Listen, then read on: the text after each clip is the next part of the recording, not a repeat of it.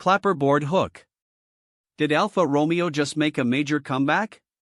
With new models, exciting supercars, and a fresh Resto-Mod program, this iconic brand is ready to shake things up in the automotive world.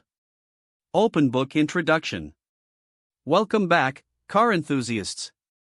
Today, we're diving into the latest updates from Alfa Romeo.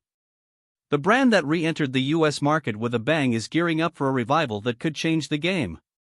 Stick around because today we're talking about the refreshed Tonale, the exciting new Resto-Mod initiative, and what's next for the Giulia and Stelvio. Fire main content. First up, let's talk about the refreshed Tonale. The compact SUV has been a key player for Alfa Romeo in the US, and it's set to enter production this November. Chris Fuel, Alfa's US boss, confirmed that the new 2026 Tonale will come with an optional trim called Sports Speciale. This special edition will build on the popular Veloce trim and add unique features, including special paint and trim. If the Intensa trim on the current models is any indication, we might see this special edition rolled out across the Stelvio and Giulia as well.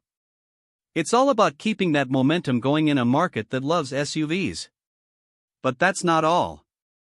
Alfa Romeo is expanding its Bottega program, which is all about creating limited edition supercars. Following the success of the exclusive 33 Stradale, the next model is already in the works. Cristiano Fiorio, head of marketing and special projects, revealed that this next supercar is 8/10 done and will pay homage to a historic Alfa model, just like the 33 Stradale. While it's set to impress,